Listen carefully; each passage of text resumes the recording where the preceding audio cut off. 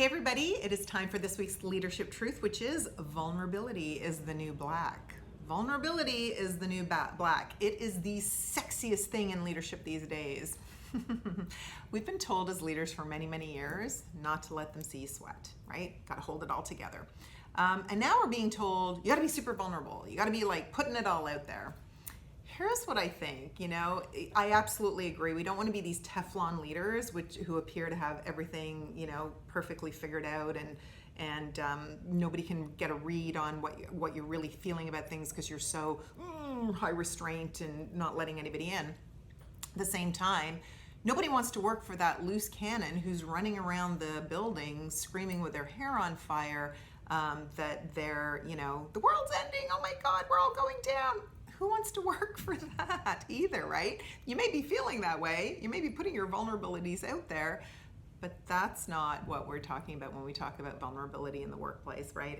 It's this finding this balance between letting your team in and acknowledging where you need support as a leader, but at the same time being able to rise above and pull your team. I had a boss that used to say, don't go down in the mud with your team. Your job as a leader is to pull the team out of the mud.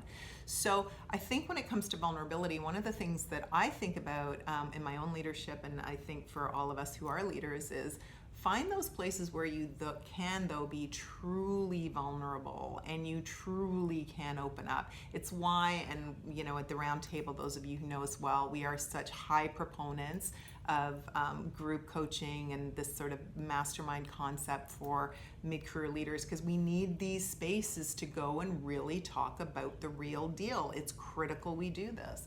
But where we bring our vulnerability into work, I think we have to find that balance. Wholehearted leadership, I'm all for it, but at the same time, there's times where our teams are really looking at us to give them hope and give them faith, and even if we may be feeling it within ourselves, how we project that vulnerability, I think we have to think of doing it in a way that is constructive and not destructive to those people that we're responsible for bringing along with us. Okay, so vulnerability, totally the new black right now. It is on the lips of everybody. Figuring out where to swing that pendulum, I think for leaders, for all of us, is the place for us to tackle. All right? So where can you be more vulnerable at work is my question for you to ponder this week.